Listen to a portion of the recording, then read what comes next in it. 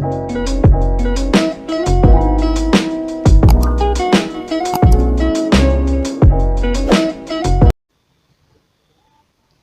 teman-teman semuanya, halo para penonton setia dari YouTube channel TVS Terus.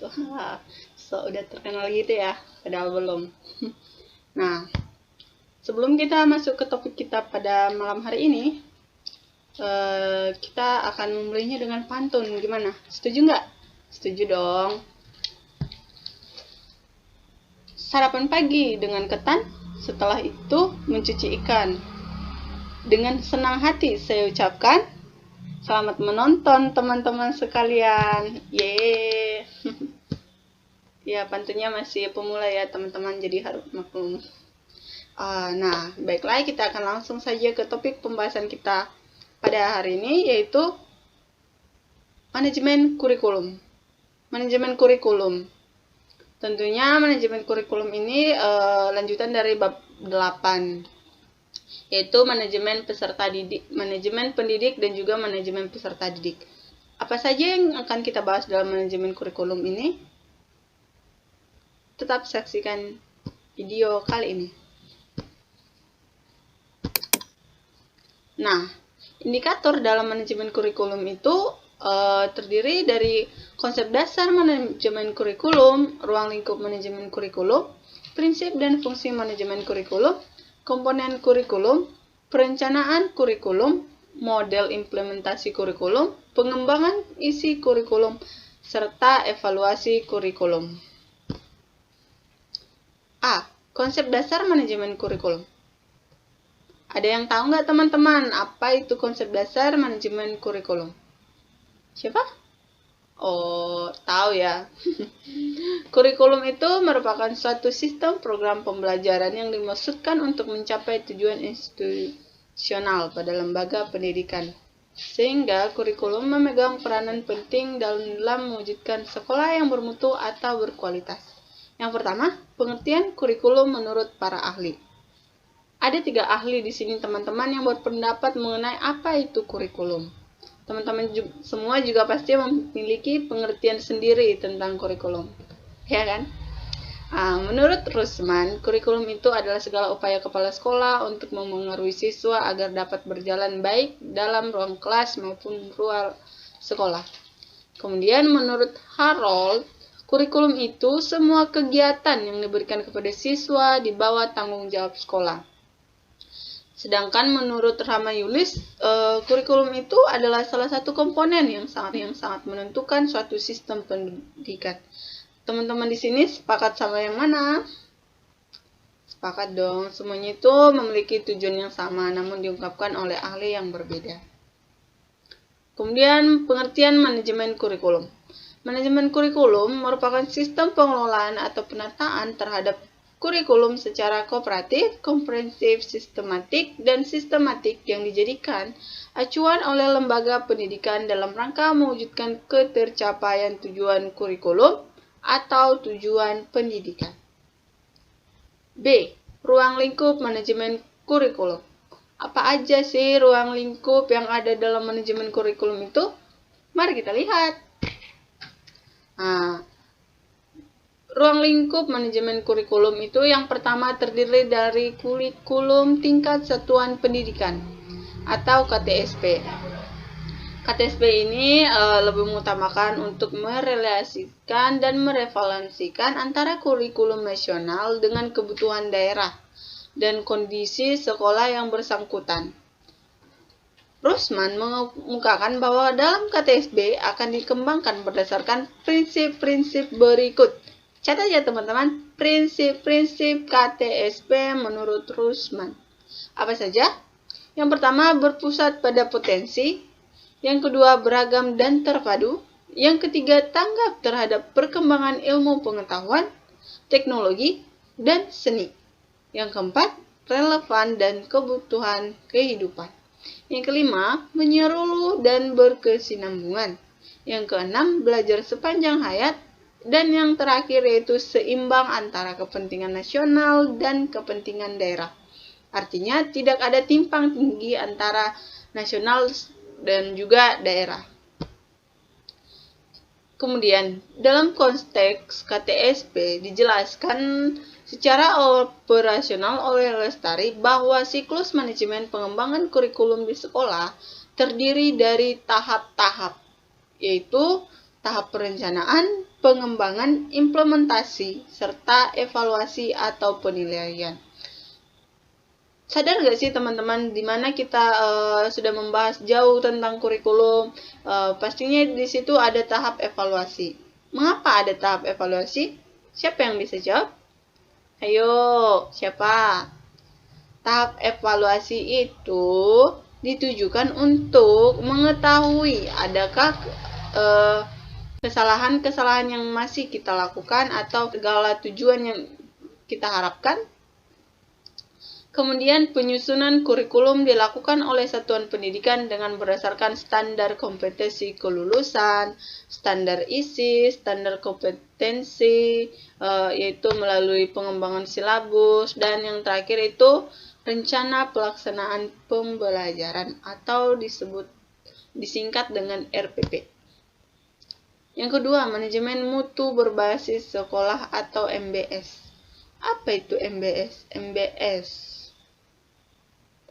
MBS itu pendekatan dalam pengelolaan pendidikan yang lebih menekankan pada kemandirian dan kreativitas sekolah atau satuan pendidikan. Istilah manajemen berbasis sekolah itu merupakan terjemahan dari School-Based Management. Manajemen berbasis sekolah adalah paradigma baru pendidikan yang memberikan otonomi luas pada tingkat sekolah.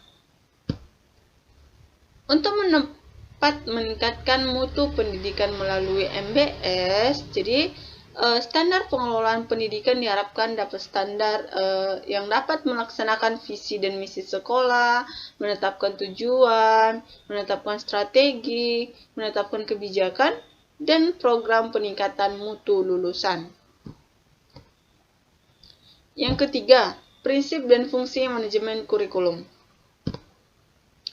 Prinsip kurikulum itu ada prinsip relevansi, prinsip fleksibilitas, prinsip kontinuitas, prinsip efektivitas, dan prinsip efisiensi. Nah, relevansi itu artinya memiliki keserasian antara komponen-komponen. Sedangkan fleksibilitas artinya kurikulum itu haruslah dilaksanakan sesuai dengan kondisi yang ada. Sedangkan kontinuitas artinya bahwa perlu dijaga saling keterkaitan dan berkesinambungan antara materi pelajaran pada berbagai jenjang dan jenis program pendidikan. Sedangkan efektivitas ini adalah berkenaan dengan rencana dalam suatu kurikulum dapat dilaksanakan dan dapat dicapai dalam kegiatan belajar mengajar. Efisiensi adalah berhubungan dengan perbandingan antara tenaga, waktu, suara, dan biaya yang dikeluarkan dengan hasil yang diperoleh. Artinya ada pertimbangan yang matang. Menurut Rusman, prinsip kurikulum itu produktivitas, demokrasi, kooperatif, efektivitas, dan efisiensi, mengarahkan visi, misi, dan tujuan, dan itu sesuai dengan hal yang ditetapkan. Sedangkan fungsi manajemen kurikulum menurut Rusman juga yaitu yang pertama meningkatkan efisiensi pemanfaatan sumber daya kurikulum. Yang kedua, meningkatkan keadilan dan kesempatan pada siswa untuk mencapai hasil yang maksimal. Yang ketiga, meningkatkan relevansi dan efektivitas. Yang keempat, meningkatkan efektivitas kerja guru maupun siswa. Dan yang terakhir yaitu meningkatkan partisipasi masyarakat dalam pengembangan kurikulum. Menurut Sanjaya, fungsi kurikulum itu terbagi lagi. Nah, di mana pembagiannya itu ada fungsi penyesuaian, fungsi integrasi, fungsi diferensiasi, fungsi persiapan, fungsi pemilihan, dan fungsi diagnostik. Dari fungsi-fungsi ini yang mungkin paling jarang kita dengar yaitu fungsi diagnostik. Apa itu fungsi diagnostik? Di mana fungsi diagnostik ini adalah untuk mengenal berbagai kelemahan dan kekuatan siswa. D. Komponen kurikulum.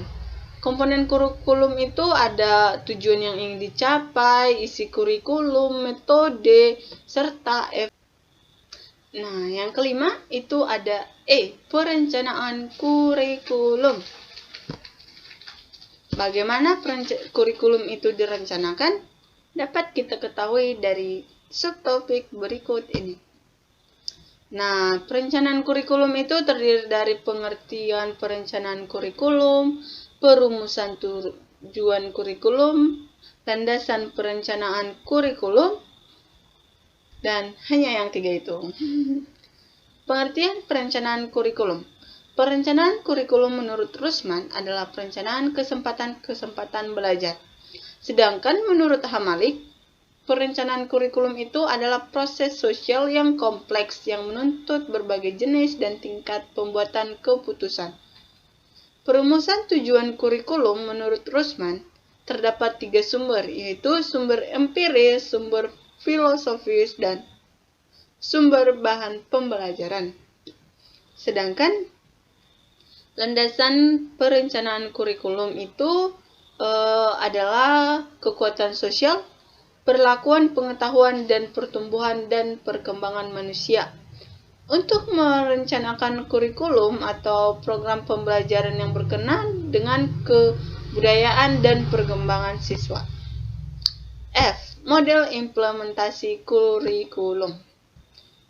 Model implementasi kurikulum itu terbagi menjadi 3 bagian, yaitu the concourse-based adaptation model, yaitu di mana artinya adalah sebuah model yang dilakukan dengan mengidentifikasi tingkat kepedulian guru terhadap sebuah inovasi kurikulum. Yang kedua, model Lakewood. Model ini memfokuskan pada guru. Asumsi model ini adalah setiap guru mempunyai kesiapan yang berbeda. Implementasi merupakan proses timbal balik, dan pertumbuhan dan perkembangan dimungkinkan adanya tahap individu untuk diidentifikasi. Yang ketiga, model TORI, model TORI. Model ini untuk mengunggah masyarakat mengadakan perubahan. Pengembangan isi kurikulum. Tentunya kurikulum itu dikembangkan isinya supaya lebih luas dan mencakup lebih banyak wawasan. Pengembangan kurikulum itu terdiri dari skop atau ruang lingkup dan kedalaman serta keluasan. Kemudian sekuensi tematik atau urutan. Yang ketiga, cakupan wilayah. Yang keempat, kronologis. Yang kelima, sifat isi. Yang keenam, mata pelajaran. Yang ketujuh, organisasi bahan. Yang kedelapan, correlated. Kesembilan, integrated. Kesepuluh, integrate aspek tertentu. Dan yang terakhir, tidak ada batasan. Evaluasi kurikulum. Evaluasi ini adalah proses pemeriksaan secara terus-menerus untuk mendapatkan informasi yang melibatkan siswa, guru, program pendidikan. Proses pembelajaran untuk mengetahui tingkat perubahan siswa dan ketetapan keputusan tentang gambaran siswa yang dievaluasi itu adalah sebagai berikut. Yang pertama, proses analisis kebutuhan dan kelayakan. Yang kedua, proses perencanaan dan pengembangan. Yang ketiga, proses implementasi atau proses pelaksanaan. Yang keempat, proses evaluasi kurikulum. Yang kelima, proses perbaikan kurikulum. Dan evaluasi kurikulum itu dilakukan dengan evaluasi sumatif, artinya memfokuskan pada hasil program secara keseluruhan. Ini bisa berasal dari dalam maupun luar sekolah. Evaluasi sumatif ini terdiri atas 2 pendekatan, yaitu pendekatan sistem tertutup dan juga pendekatan sistem terobosan. Dalam sistem terobosan ini artinya tujuan evaluasi kurikulum adalah untuk mengadakan perbandingan. Nah, terima kasih teman-teman sudah menyaksikan video kali ini. Jangan lupa untuk like dan subscribe-nya. Jadi, dalam video ini juga saya berharap semoga teman-teman yang sudah menyaksikan video ini dapat menambah pengetahuan, dapat menambah wawasan teman-teman semua mengenai manajemen kurikulum. Untuk perhatian teman-teman, saya ucapkan terima kasih. Mohon maaf bila ada kata salah dan juga mungkin tidak terlepas juga dari PPT yang saya tampilkan. Mungkin ada salah tipe penulisan huruf. Mohon maaf ya teman-teman. Terima kasih. Dah.